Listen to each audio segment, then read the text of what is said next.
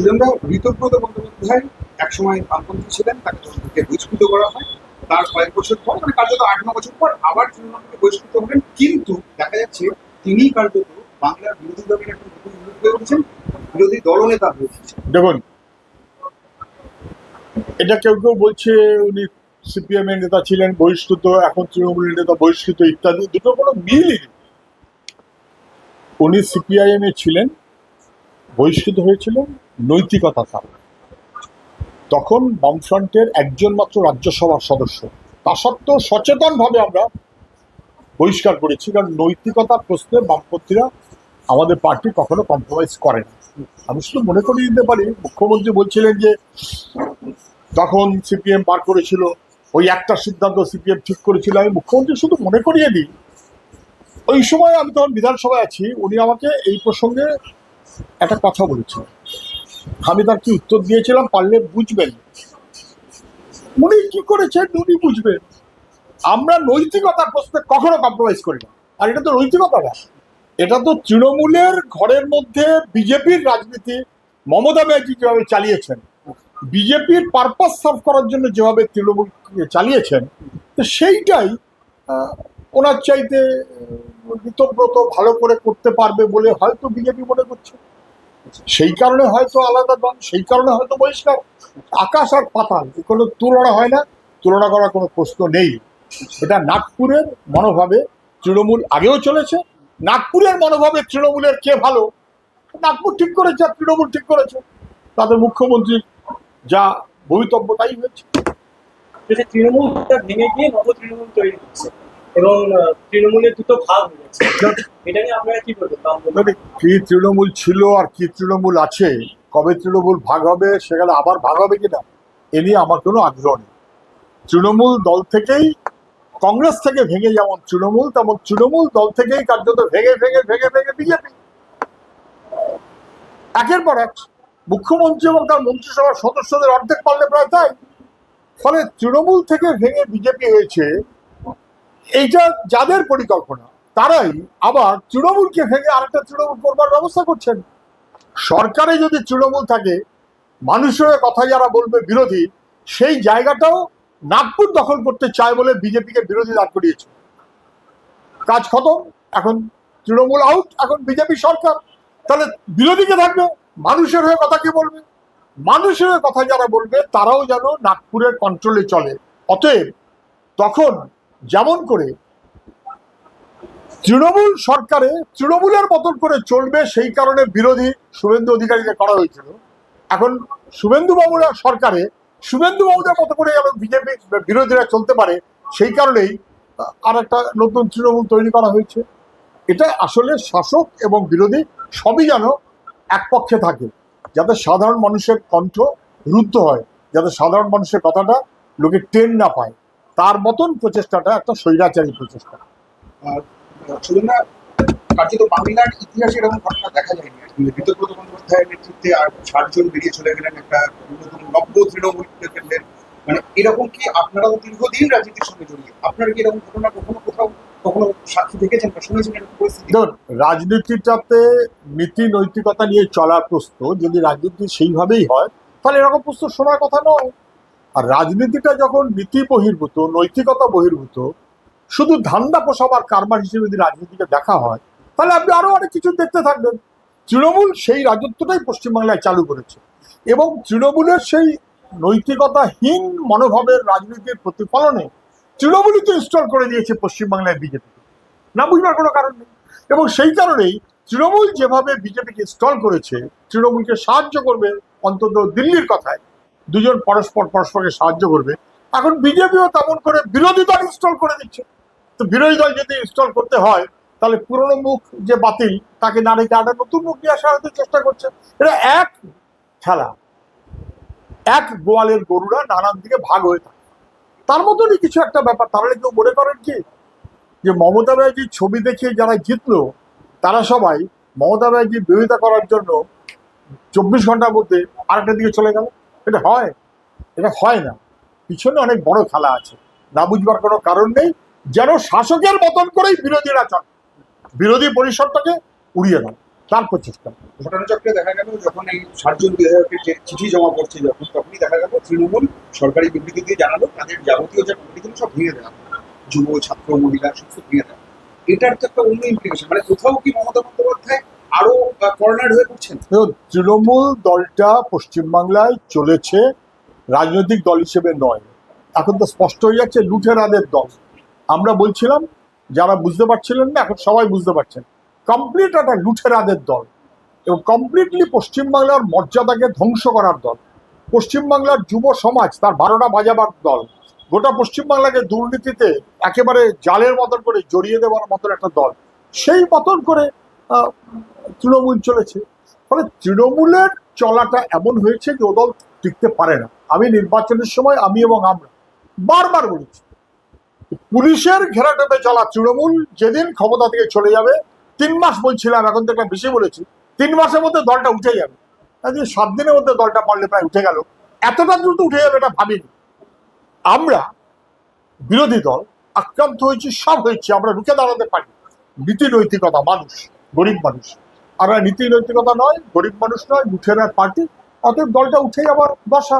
সেই কারণে দলের যারা বিধায়ক তারাই যদি দলের নেতাদের বিরুদ্ধে একটা বিকল্প তৈরি করে, তাহলে দলের যারা অন্যান্য নানান কি শাখা সংগঠন ইত্যাদি ইত্যাদি আছে, পয়সা দিয়ে পাওয়ার সংগঠন হয়তো, তারাও চেকন দিয়ে ঘুরছে, উনি টের পেয়ে যাচ্ছেন। সেই কারণে আপাতত বলতে হয়েছে নতুন টিম আর গঠন করতে পারবেন বলে মনে হয়।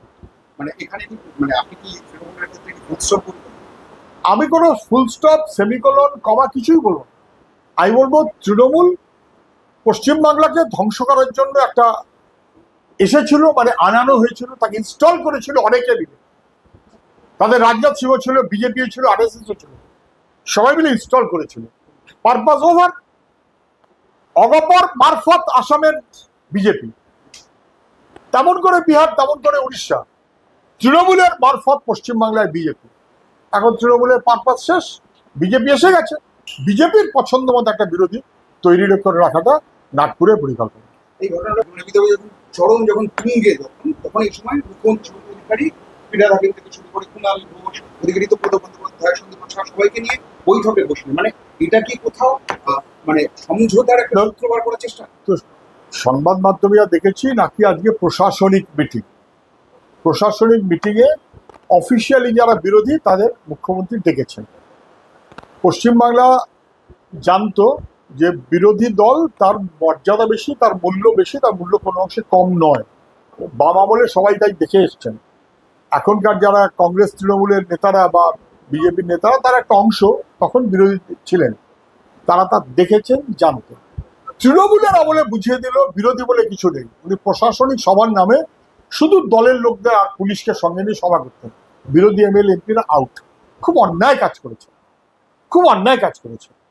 এখনকার সরকার সেই কাজই করবে কিনা আমি এখনই বলতে পারবো না, হয়তো সেই কাজই করবে, কিন্তু আপাতত একটা প্রশাসনিক সভার নাম করে হয়তো পছন্দের বিরোধী এমএলএদের ডেকে নিয়েছেন, বা হয়তো সাধারণ বিরোধী এমএলএদের ডেকে নিয়েছেন। দিন যাবে, পরিষ্কার হবে। সন্ধ্যা আজকে কলেজ স্ট্রিটে আজকে সভা হচ্ছে এবং এখানে একটা ভয়ের পরিস্থিতি তৈরি হয়েছে লোকেদের মধ্যে যে উচ্ছেদ হতে পারে, যেভাবে রাজ্য জুড়ে উচ্ছেদ চলছে। দেখুন, কলেজ স্ট্রিটে বইপাড়ায় আক্রমণ এক কথায় আসলে বাংলার সংস্কৃতির মূলে কুঠারাঘাত।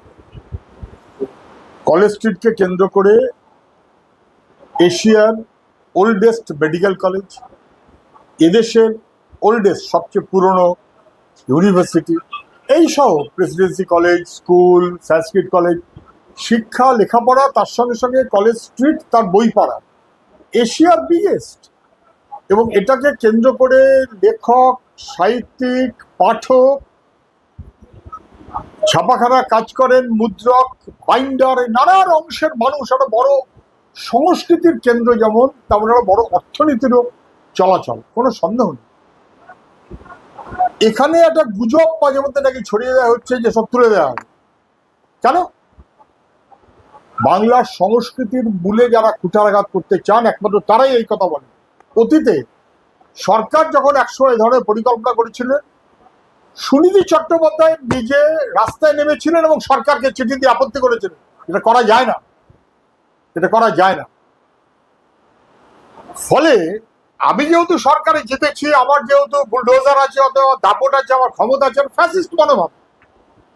এটা হলে মানুষ রুখবে।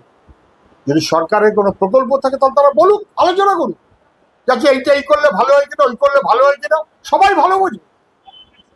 ফুটপাথ থাকবে না, রাস্তা থাকবে, হয়। ছোটখাটো দোকানদার থাকবে না, সব মল থাকবে, হয়। বইয়ের দোকান তো থাকবেই, তার সঙ্গে নানান কারণে, বিশেষ করে এখানে তো পুরনো বই আর কোথাও পাবেন না, আপনি কলেজ স্ট্রিটে পাবেন পুরনো বই, কম পয়সায়, সস্তা। কত মানুষ তার জন্য অপেক্ষায় থাকে। এবং সর্বত্র প্রতিটি জেলা শহরে বইয়ের দোকান আছে। এটা এশিয়ার বিগেস্ট। এটাতে দাপট দেখাবার চেষ্টা করলে মানুষ সবাই মিলিয়ে রুখবে। আজকে সেই কারণেই মানুষকে ভরসা দেবার জন্য এই চেষ্টাটা করেছে। যদি সরকার পক্ষ, আমি জানি না গুজব কিনা, সরকার পক্ষ, আমার ধারণা তাদের এই নির্বুদ্ধিতা হবে না। যদি এরকম কোনো নির্বুদ্ধিতা করে তাহলে মানুষ অবশ্যই সেটাকে আটকাবে। আমরা দেখলাম দমদম সহ বিভিন্ন জায়গায় উচ্ছেদ করেছে এবং কালকে যাদবপুরে উচ্ছেদের জন্য বুলডোজার গিয়েছিল, এটা প্রতিহত করেছে। এটা ছিল এই ঘটনাটা। দেখুন, কলকাতা এবং কলকাতার সারাউন্ডিংস 68টা জায়গায় ইতিমধ্যেই স্টেশনকে কেন্দ্র করে সাধারণ মানুষ তারা রাস্তায় নেমেছেন এবং যেভাবে হকার উচ্ছেদের পরিকল্পনা হচ্ছে তাতে আপত্তি জানিয়েছেন, মিছিল করেছেন, প্রতিবাদ করেছেন, প্রতিরোধ করেছেন, রাত জেগেছেন। তারপরে কোথাও লুকিয়ে চুরিয়ে করেছে, আবার যাদবপুরের মতো জায়গায় ফেরত যেতে হয়েছে। কেন? স্টেশন থাকবে, সেখানে কোনো লোক থাকবে না। স্টেশনের আশপাশে শুধু মল থাকবে, সাধারণ গরিব মানুষ। হকার শুধুমাত্র তার জীবিকাটা যেমন জরুরি, তেমন মানুষের নিরাপত্তা সেটাও জরুরি। কম পয়সায় মানুষ তার প্রয়োজনের সময় একটা জিনিস কিনতে গেলে হকার স্টেশনের পাশে, এটা জরুরি, এটা না বোঝার কোনো কারণ নেই। আমি শুধু মুখ্যমন্ত্রীকে বলবো, একটা ভিডিও খুব ভাইরাল হয়েছে দেখছি, মুখ্যমন্ত্রী বলেছিলেন না এরকম ভাবে উচ্ছেদ করা যাবে না। যদি কেউ উচ্ছেদ করে, আশপাশের দোকানদার, ব্যবসায়ী, পাড়া প্রতিবেশী, ক্লাব সবাই মিলে আপত্তি করুন, আমাকে বলবেন, আমি বিরোধী দলনেতা, আমি গিয়ে রুখে দেবো। যতক্ষণ উনি বিরোধী নেতা ততক্ষণ পর্যন্ত রুখে দেওয়ার কথা বলবেন। আর যখন উনি মুখ্যমন্ত্রী হয়ে গেছেন, ভোট বদলে গেল নাকি? কোথায় মুখ্যমন্ত্রী? তিনি কেন কিছু বলছেন না? এরকমের প্রচেষ্টা হলে মানুষ রুখে দেবে এবং এটা নিয়ে কোনো সন্দেহ নেই। কজন বামপন্থী আছেন কি আছেন না তার চেয়ে বড় কথা হচ্ছে মানুষ আছে, শ্রমিক আছে, সাধারণ মানুষ আছে, তারা মিলিয়ে রুখে দেবে। আর মুখ্যমন্ত্রীর লজ্জা থাকলে তিনি যা ভিডিওতে বলেছিলেন সেটা কার্যকরী করে মানুষের পাশে দাঁড়ান। জবরদস্তি করলে মানুষ রুখে দেবে। সরকারি পক্ষ থেকে মনে হচ্ছে যে এই সমস্ত যে বকেয়া রয়েছে স্টেশন চত্বর অনেকে অবৈধ করে জবরদখল করে দখলদারি রাজনীতি চালিয়েছে। তো এটা নিয়ে বামপন্থীদের আন্দোলন চলছে। কে বৈধটা কে? যার পয়সা আছে সে বৈধ। কোটি টাকা দিয়ে, লাখ টাকা দিয়ে যারা দোকান কেনে তারা বৈধ। আর যারা একটু কম পয়সায় কষ্ট মষ্ট করে একটা ফুটে কোনায় থাকে তারা সব অবৈধ। সরকার মানুষের কাজের ব্যবস্থা করতে পারে না, পারেনি। মানুষ তার জীবিকার জন্য, তার সন্তানের দিকে তাকিয়ে, তার অসুস্থ স্ত্রীর দিকে তাকিয়ে, বাড়িতে মা রয়েছে নিরন্ন তার দিকে তাকিয়ে প্রাণপাত করে কোন রকমে তার রাসাচ্ছাদন করছে। আরে ওরা লুট করেনি, রাজনীতির নেতারা লুট করেছে। যারা শাসক ছিলেন তাদের নেতারা লুট করেছে। সেই লুট করা নেতারা আবার এখনকার শাসকের দলে এসে হাজির হয়েছে। ওরা অবৈধ, ওরা লুট করেছেন, ওরা মিথ্যে কথা বলে ভোট দিয়েছেন, উল্টো কাজ করছেন। যারা আমি বিরোধী দলনেতা, আমি আটকে দেবো, আমি হকার উচ্ছেদ করতে দেব না, এই কথাটা বলে হকার উচ্ছেদের সময় চুপ করে থাকেন, তার মনোভাবটা অবৈধ। মানুষের মনোভাবটা অবৈধ নয়।